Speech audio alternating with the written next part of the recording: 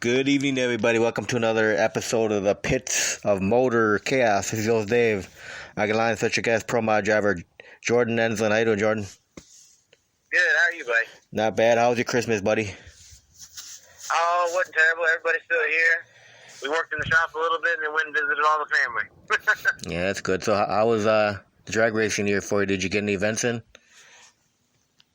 We went to almost all the PDRA races. We struggled with the new car for the first half of the year. And about August, we had a turning point. Something in the chassis just wasn't right. We nailed it down, got down the racetrack, and then we slowly picked away at it. And then ran a couple personal best, went 24-0 a couple times, and then towards the end of the year, let it get away from us, got a little greedy with timing, and couldn't hold on to the speed factor of it, but we feel like going into 2021, we should be a pretty good contender for PDRA and all of our local races. Yeah, hopefully 2021 will be a much better year, and hopefully we'll get this virus under control. Yeah, exactly. I don't know. You hear it one way, you hear it a different way. You don't know which to believe until it's right there in front of you. So. Yeah, I like the Trump pen scheme he had on the car. After they gave my buddy Bo Butner so much grief about having it on his car, I couldn't not do it. So I guess we went to show everybody how unpolitical drag racing can be as long as you do it the right way. To me, in my personal opinion and belief, NHRA didn't go about it the correct way, and they lost a bunch of respect, and a lot of people support the way they did it. So, and then of course you've seen how every other pro mod driver after that race had either Trump tents or Races for Freedom in America, and just I think it was a nice thing to see somebody coming together instead of all the division that we keep seeing in the media. Yeah, I hear you, man. So let me rewind the clock with you, Jordan, and ask you, how did you get into drag racing? Dad and Grandpa have been driving and racing since they were my age, so it all started with my grandfather, of course, being in the Sunny Leonard 200 Mile an Hour Club back in the 80s with Jim Carlson driving for him. Dad took over the reins driving about 89, I want to say, and top sportsman, and then evolved into Pro Modified. And shoot, he drove Pro Modified until 2008. I think that's when we started about the 632 deal and a little bit more 10.5. I'd driven a junior dragster from the time I was 6, and I always wanted to carry the legacy pretty well for everybody because the last name means a lot to me, and I know it's got a lot of meaning to everybody else when they see my name come up or Dad or Grandpa's name come up. So, raced from 6 to 13 in juniors, and then finally about the time I was 18, got the license in the big dragster. Ran in a couple races and just didn't like it, so I had to get me a door car, and Dad let me test the 37 that he drove in 632 2014. I ended up running the rest of the year with it, and then we bought John Boxall's 92 Trans Am. I raced it all of 2015.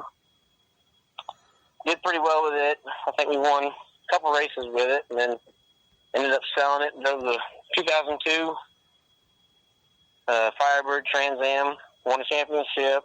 Won a PDRA race. A couple local races, actually a few local races, and then come out with a 71 Mach 1 Mustang, which I think killer hot rod. And there's only one other one out in the States with Terry Leggett, and I think he ended up selling it to Chip King, if I remember right. And it's been a learning experience, especially for Pawpaw. He's got used to 2 and 3 systems, and this single system deal kind of eluded us for a while, and then we got a little bit of grasp on it. So we're trying to figure everything out and get the most out of everything we got without, going broke. Yeah, you'll get that car dialed in.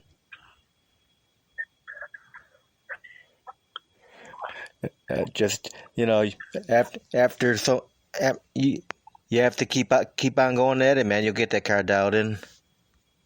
Oh yeah, I mean, we're not far off. It's just so sometimes different track conditions throws us for a loop.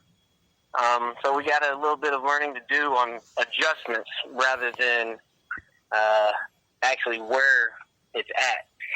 So if everything stays the same, we're normally pretty well off. It's just when we start seeing some changes, we don't always make the best judgment calls, and I think we're getting a handle on it the more we run it.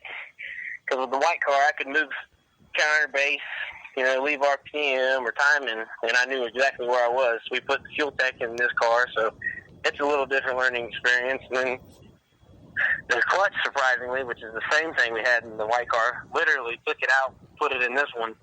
It wants something completely different than what that one wanted. So in the car itself, there's just so many different variables that you got to redo your arithmetic equations to be able to know what to do for changes again. It's just, it's a headache, but then it's also fun because that's why we still do it. Yeah. So are you guys looking to do any changes to the car during the off season? We got a couple shop changes we're going to do, maybe a few things in the engine compartment, but other than that, I think we're pretty solid. Engine makes power. I mean, we know it makes power. We just got to nail it down and use it to its optimum ability. So what's the fastest you've gone that car so far? We went a 24.0 twice, so that's my personal best. It went same combination in the white car, went a 25.0, so we're a hun faster, and we're nowhere near capacity, I should say, on our. When you look at the graph, you're like, holy crap, that one at 24 with a 0. Oh, it just wasn't pretty. And to think about it, and if we just clean it up, it'll go faster. So now, when you drove junior dragsters, how'd you do in juniors? Were you have any success with that? Oh, I was terrible. Like I said, I drove for 7 years. I won, I think, 2 races, but I did win the big one. I won the 2005 Snowbird Nationals in intermediate. I'm just not a bracket racer. I wasn't necessarily, I couldn't learn how to bracket race. Dad was never a good bracket racer. Papa, he's about the same. All they really knew was heads up. So the whole learning the stripe, dumping, hitting the brakes, slapping the throttle, all that was just something that none of us have a good concept on. So it just wasn't meant to be to drive a bracket racing car, that's for sure. So how was your first time experience driving a pro modified car? I haven't made it there yet. We got the Pro 632 is about as fast as we've been, and then I drove a Bill Neary's Extreme Pro Stock car at ADRL St. Louis at the end of the year in 2020, so back in October. That was fun. Went 409 on 7 cylinders. And I was like, just imagine if we get all 8 lit, we'll be pretty good. Yeah. So now, what do you enjoy most about being a drag racer? Can't really narrow it down. I love the people that you're around. Most of the time, the fans are great, but then you got the competitors. Whether they're competitors or not, they're all friends. I got many friends that we've made, and as soon as we light the bulbs, we hate each other, but as soon as we get down into the racetrack, no matter win or lose, we're all getting out smiles, talking nonsense back and forth, giving each other hugs and telling each other good job or be careful going home. It's just the love of the sport, to me, I think that's the best feeling. Because especially when you're around everybody else that love the same thing you love, yeah, you're going to be a competitor, but at the same time, everybody's happy. It's not like we're cutthroat or just trying to get after everybody. So it's more of a family thing, and I think that's what ties me to it, because being in a tight-knit family, we kind of spread our family real wide when it comes to being at the racetrack. Now, is there anything that you hate about being a drag racer? There's not enough time in the day. That's what I hate. There's so much stuff we got to do, and then it gets down to thrash time. We've been in the shop 2 or 3 o'clock in the morning trying to get stuff done to get up and go to work at 7 o'clock, and then come back and do it again just to make the race. And sometimes it's just a lot of work, but that comes with the love of it, because it's not, how do I say, it's not work. It's more enjoyable when you're working on the race car than it is when you go to the shop and have to work on real cars. So after the years you've been drag racing now, since you were 6 years old, you said, right? Yes, sir. So since 6 years old doing drag racing now, what still keeps you passionate about doing it? What is that again? I said, what still keeps you passionate about drag racing? You can't put it into words, honestly. I mean, everybody questions what I do and, how much time and effort I put into racing. Then you tell them you just don't understand. And then they kind of question you. It's like, well, I can do this with my money or my time. I'm like, well, yeah, but do you get this feeling? What feeling are you talking about? I said, have you ever felt the G-forces leaving the starting line and then in an eighth of a mile going 170, 175 mile an hour while shifting gears, while trying to keep it in the middle of the groove, while doing this? And then you get down into the racetrack and everything comes back to you and you're like, that was fun. Well, no, I don't get that. I'm like, that's it. That's all I can say is the adrenaline rush and the people you get to meet that become family. That's the biggest thing that keeps me doing it. Yeah, that's what I hear from almost all the drivers I interview. It's all the people in drag racing, whether it be the other drivers, the fans, the crew, everybody, it's all one big family. That's a fact. Even if you're competitors, you still consider that other guy family or girl. Yeah, your competitors, they're willing to give parts off. If they get extra parts and you need it, they're willing to give it to you. We run Robert Sellers, third round at the World Street Nationals in 2018. Patrick Patterson was driving our white Trans Am for us. So Patrick had to run Robert, third round. Robert's transmission broke. We helped him pull it out, rebuild it, put it back in to go up and run our own car. So that just shows, I guess, what we're all about. We're not just big-headed, oh, yeah, we can do this, we can do that. We do our best to make sure everybody has a fair opportunity, whether it's against us or somebody else. Now, do you, as a driver, do you have any fan base yet? Do you have any fans? I got a couple of people that are always around locally, and I think they travel sometimes. To tell you that I have a fan base, I wouldn't know because I don't have enough time to find out, I guess. That's the easiest way to say it. Well, if you could have your fans remember one thing about you, Jordan, what would you want that one thing that they remember about you to be? That I love what I do, and no matter if I win or lose, as long as I did my job, I'm okay with it.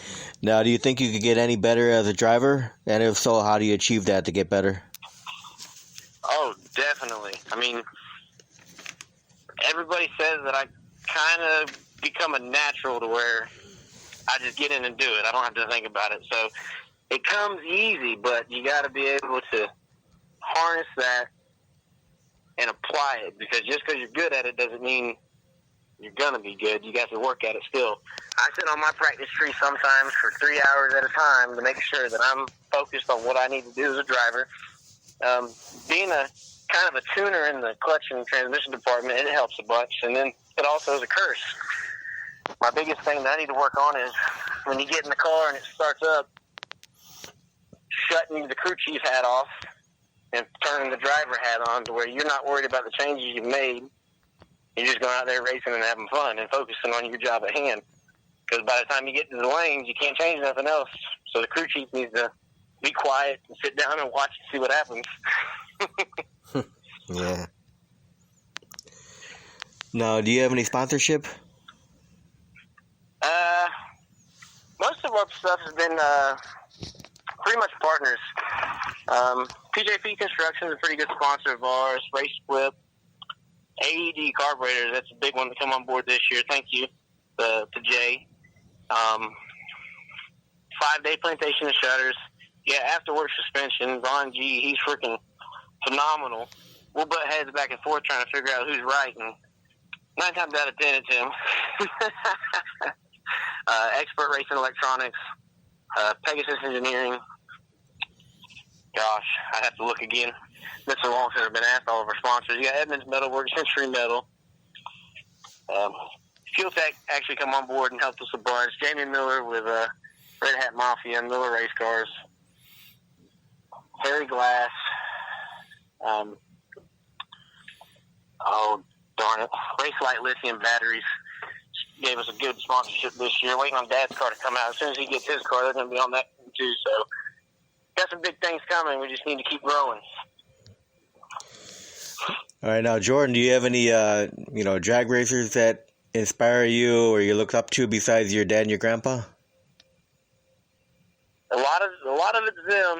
And you got all the local guys we run with in the Outlaw days, like Mike Neal, Bill Neary, Robert Sellers, Johnny Pilcher, Keith Baker, all the good hometown boys that would come out on Friday and Saturday nights, have a clutch in the car with 800 cubic inches and just let it freaking eat. The ones that were really drivers, not just steering wheel holders, in my opinion.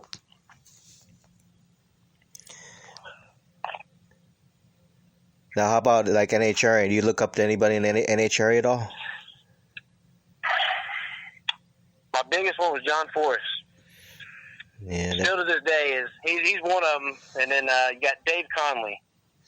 Dave Conley and Jake Coughlin are my all-time favorite pro stock drivers, and will always be, because you can put Dave in anything. He won so many races with Grumpy Jenkins and then Victor Cagnazzi, and not very many people could. So it's just a testament to his talent. And then, of course, Jake Coughlin, he's got so many championships, so many wins under his belt, pro stock, and then your top sportsman or your comp and super comp, that he just freaking tears it up. So if I could be like anybody else, it'd be a mix between my dad and Jake, because they're both unrattable, and they're so adverse.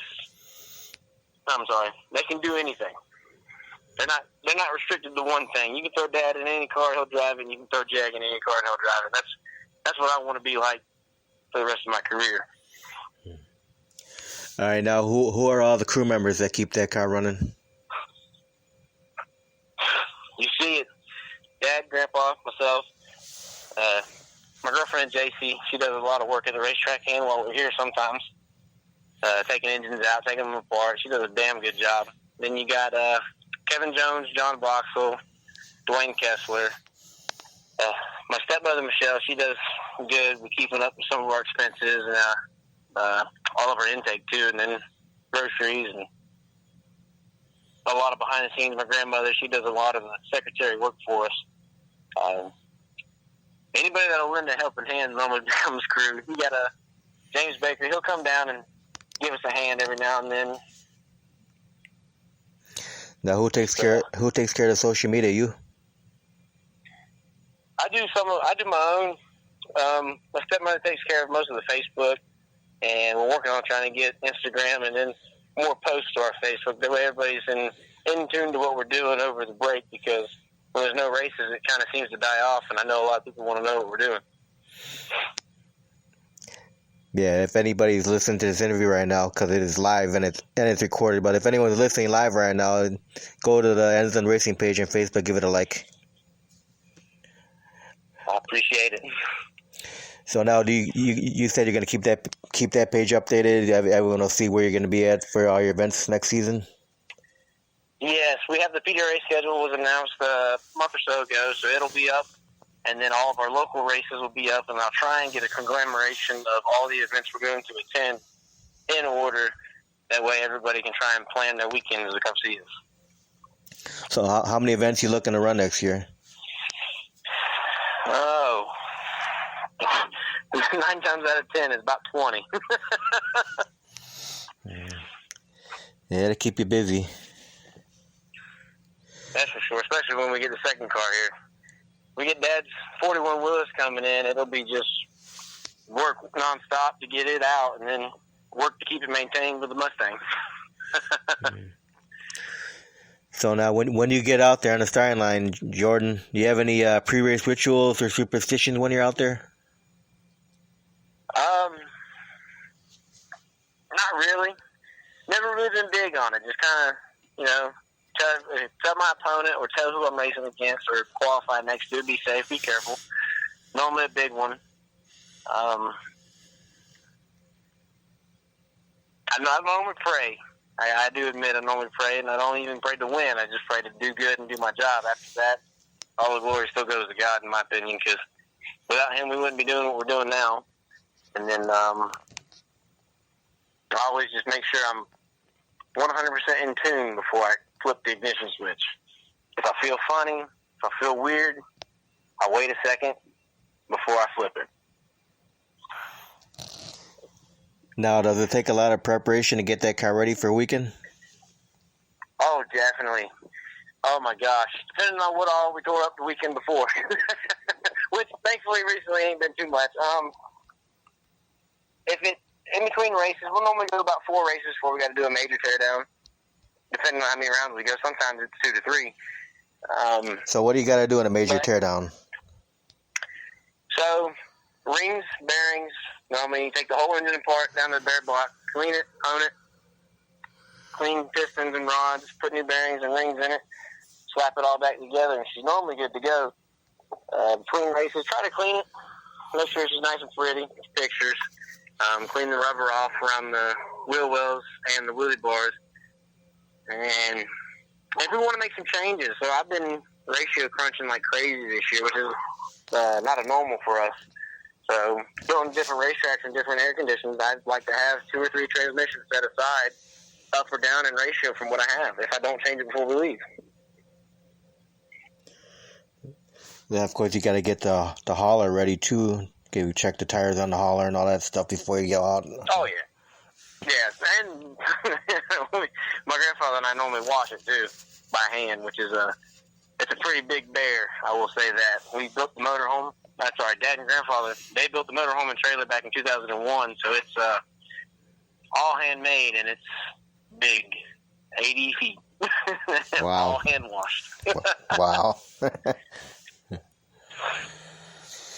So now, Jordan, what are some of your favorite tracks to go to? Favorite tracks? I love Darlington. It gives you that old-time feeling from back in the quick 8 days with my dad running heads-up pro-modified stuff. Galot is another one of my favorites. Norwalk, actually, is a pretty big one, too. I've raced there twice. No, I think once. We ended up winning that race at NCA, and it was the facility is just great. The Bader family just... It's second to none, in my own opinion. It's just a beautiful place to go, and it's always nice weather. I haven't been to a lot of racetracks, honestly. Mostly on the East Coast is where we've been. If I ever had a chance to race at Bristol, I think I'd take it, because I've always wanted to go down that racetrack. All right, so let's talk about this. For a bucket list, what besides Bristol, any other tracks on your bucket list to go to?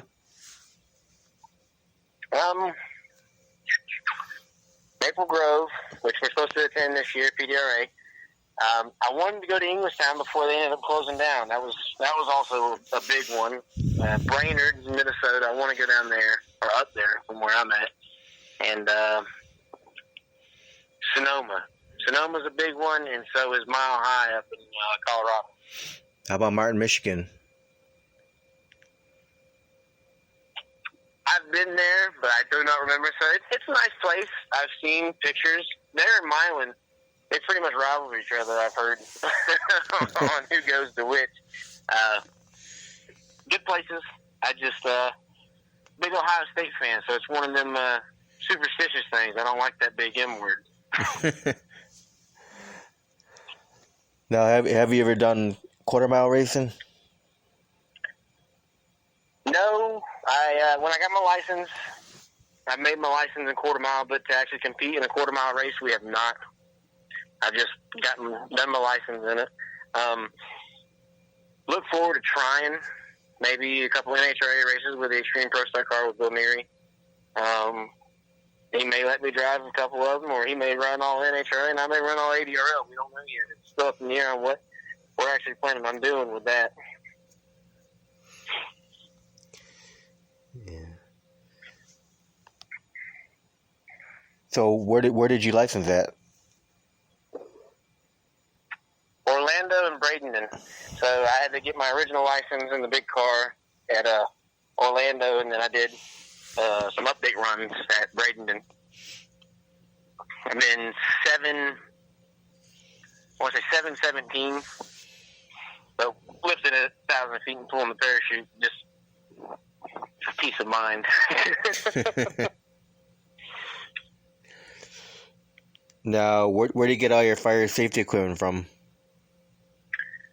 Most of our safety equipment will come from Race Clip. My fire suits do come from Sparco. In my personal opinion, they make the best extreme light stuff on the market right now. Our buddy Fred at Race Clip is working on his own, and when they come out, we're definitely going to try them because he's got us on a pretty good deal, sponsorship-wise, on safety equipment and apparel.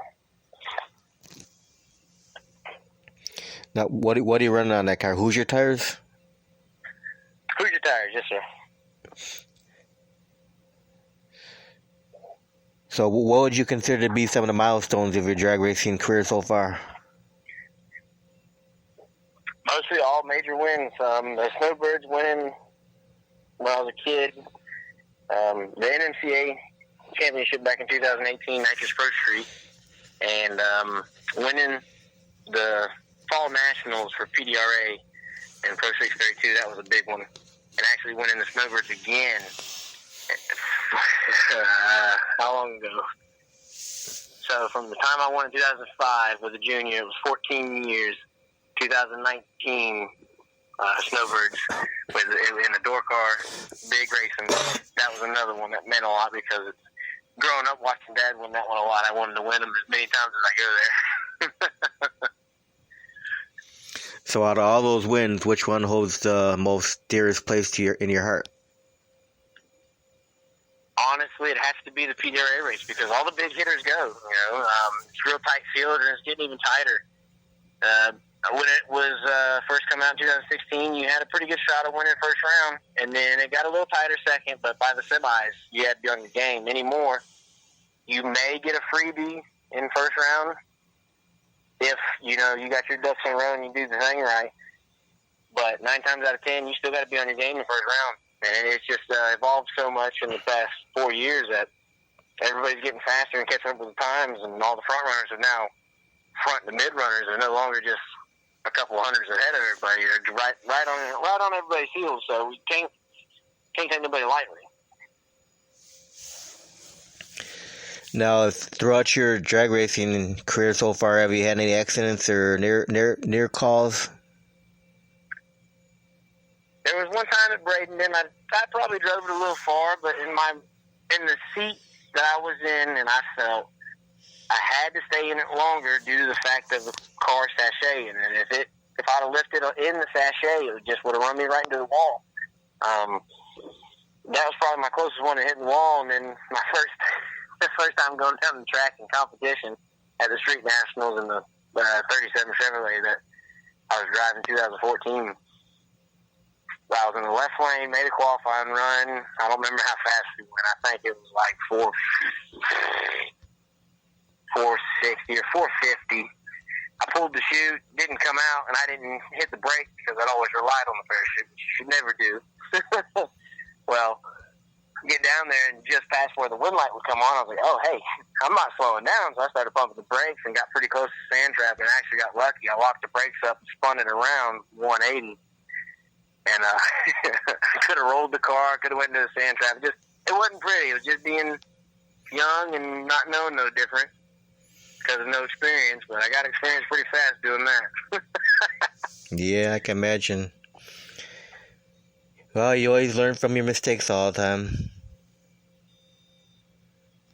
Right? Yes, sir. There's a lot of them to be made, especially with what we're doing. Yeah, you're playing with a lot of power out there. Oh, yeah. You have millions of ways to lose a race, and there's only one way to win it. Yep. I'm pretty close to the million ways, let me tell you. Well, knock on wood, you won't have any big accidents. I hope not. Bill Neary told me one time, he said, I ain't never scratched one. I hope you don't do it, too. And I'm like, I hope I don't scratch one either. I've watched Dad do it. He's been in some pretty gnarly ones. I have no desire to be like, yeah, I wrecked this race car and could have died. I just don't. It doesn't entice me to have that story to tell everybody. Yeah. All right. So do you have any hobbies outside of drag racing? No, sir. I ain't got no time to have no hobbies. Drag racing's the lifestyle and it's the hobby. Now, if you could time travel, find a time travel machine, and be able to go back in the time, would you do anything differently with your drag racing career? You were 100% right. I would, absolutely. I would. I didn't start really going in the shop and wanting to tinker around and do things until I was about 18. That's when I was about to get my license. I wish I'd have done a lot more in my younger days, driving the junior, so I'd be more advanced engine-wise and transmission-wise now than I am, because I spent, 15 years not doing anything.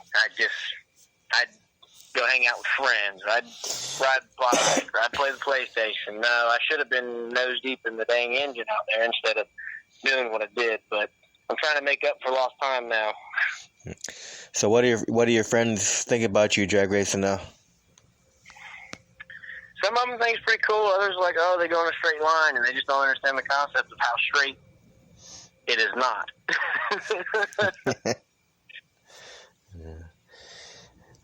Now, do you have any siblings? I have 2 brothers and a sister. My mom and dad. I'm an only child on my dad's side, and then my mom had 2 other boys and a daughter. They love that I do it. My older brother, I take him to games every year as his birthday present because he enjoys going and watching. He tries to come to some of our local races, and then our younger brother actually lives in Georgia. He tries to make it to the ones that are close to him. He's in the northern part closer to Atlanta, so about the Galot and Darlington race he tries to go to. But they all support me, and then most of the time they'll all tune into the live feed and keep up with what we're doing. So it's nice to have some support from them, because being from different dads, it still kind of ties us together in a way. Yeah. All right, now let me ask you a few fun questions here, Jordan. You ready? Yeah, let's go. What's your favorite food to eat? Steak. You're a steak guy, huh? Oh, yeah. How you like your steak cooked? Medium rare. All right, what's your favorite beverage? It's a mix. It's a toss-up. So I got a few. I like water. I really do like water. And if I had to choose, I like ice-cold beer, especially after winning one of them races. It just goes down a lot smoother. You have a favorite beer? Michelob Ultra. All right, what's your favorite movie of all time? Oh, all-time favorite movie? Yes, sir. The Notebook. Notebook. You like the love movies, huh? Yeah, that's what I grew up watching, so I had to stick true. I ain't gonna lie to you. Gotta get yourself a girl and watch that movie. There you go. No girlfriend yet? Oh yeah, she works on the race car with us. Oh yeah, that's why you said that. So she watched the Notebook with you? Yeah, she likes to watch it more than once though, and I'm like, I can only watch it like a couple times a year. I can't watch it every month. All right, now what's your favorite music? I love rock music. What do you mean rock? Like hard rock, classic rock? What kind of rock?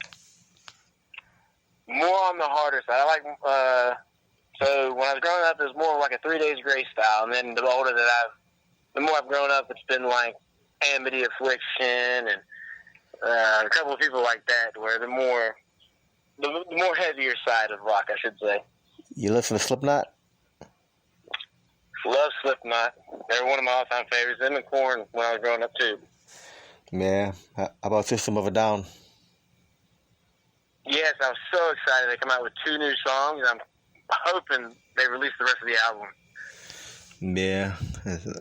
Yeah, you like all that, like Static X and all that stuff too, right? Mm-hmm. Yes, sir. How about Mushroom Head? You ever listen to Mushroom Head? Original Mushroom Head, yes. The new CD, I was not impressed with. Yeah, that hard rock music always goes good with drag racing. Oh yeah, makes good music videos too, especially when you can come into some some guitar solos leaving the starting line or doing a burn out, all kinds of crazy stuff you can do with videos and hard rock with race cars. So you play any instruments? No, sir, I do not. Did you ever think about taking up guitar or drums or anything like that? I tried to play guitar when I was younger, just it didn't stick. I didn't have the patience for it. Yeah, I guess you were born for drag racing instead of being a musician, huh?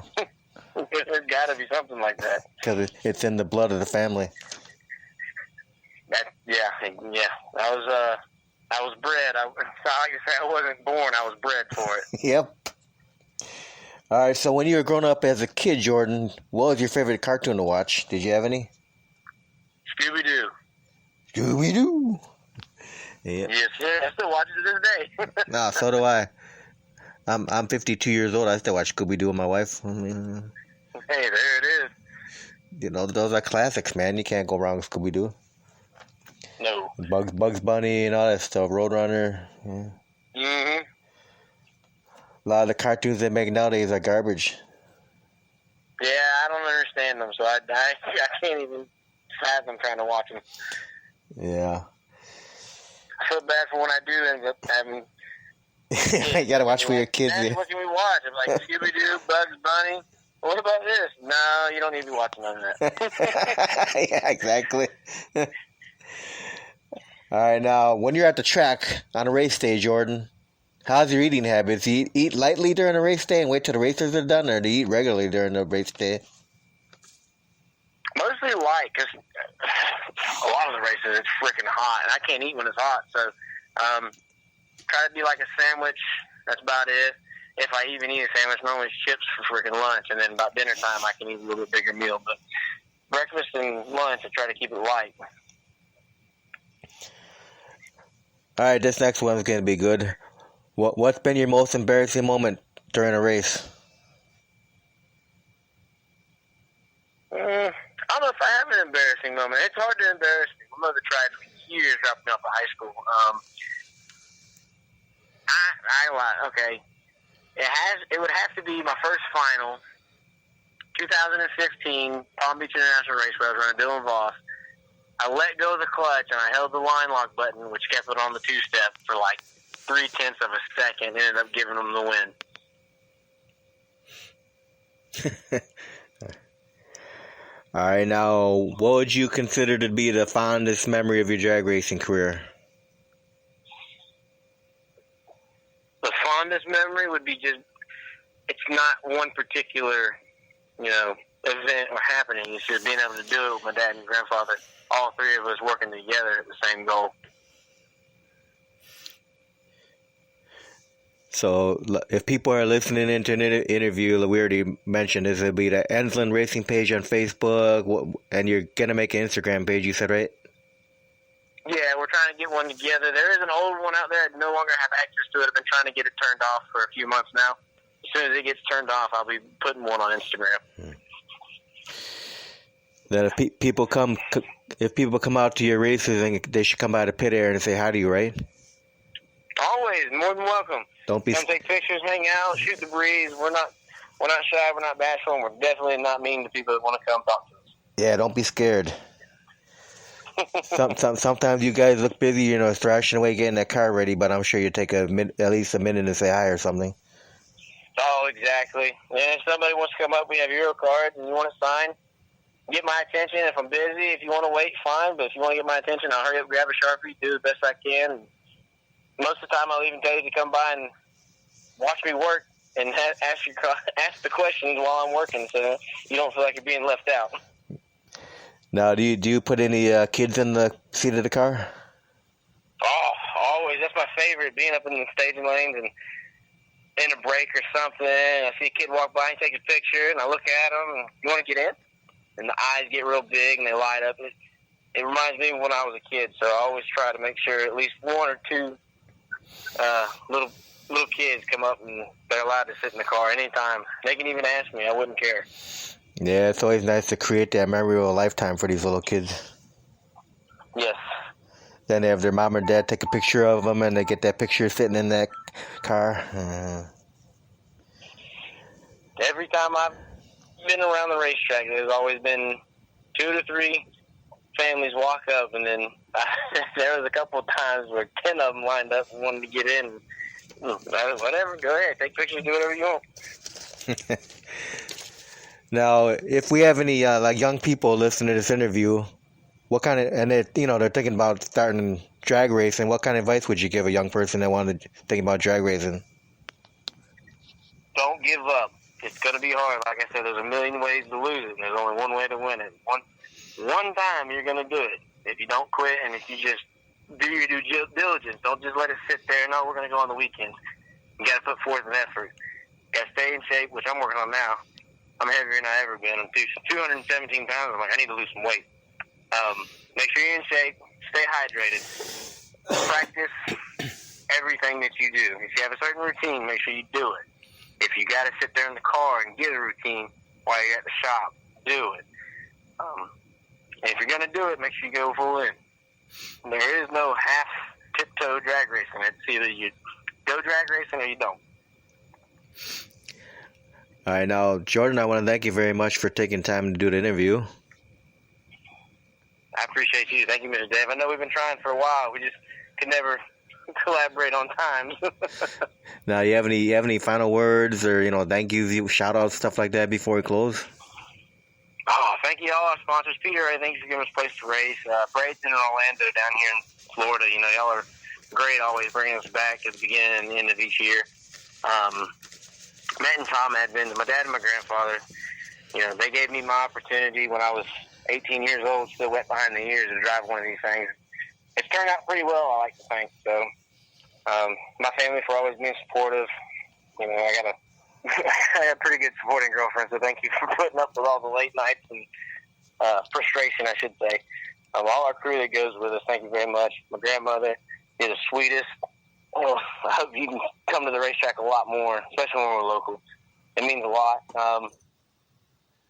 All our sponsors, gosh, there's so many to list. Like I said, you got AED, Race Light Lithium, Race Quip, Expert, Racing Electronics, Pegasus Engineering,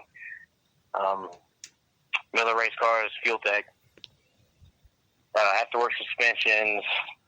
Gosh, Witowski Racing Heads, I forgot him earlier, I'm sorry. Allen Competition Engines, Nelson Competition Engines, so many more. I'm sorry if I forget everybody. Thank you all. You mean very much to me. Century Metal and Edmonds Metal Works, I better thank them because they're the main ones standing behind us. And 5 Day Plantation and Shutter for sure, coming on board at the end of this last year. So just appreciate everything y'all do and continue to do. And PJP Construction, don't let me forget them. Pete Picalo, he's done us very well. Thank everybody. Look forward to 2021. Maybe when there's a championship, bringing it back home to Lakeland. Awesome. Well, I wish you the best of luck in the 2021 drag racing season, Jordan. I appreciate it, Mr. Dave. Thank you. And, I wish you and all the listeners out there a Happy New Year. Exactly. Happy New Year, everybody. Thanks for tuning in. All right. You have a good night, Jordan. You too, buddy. Be careful. All right. Bye.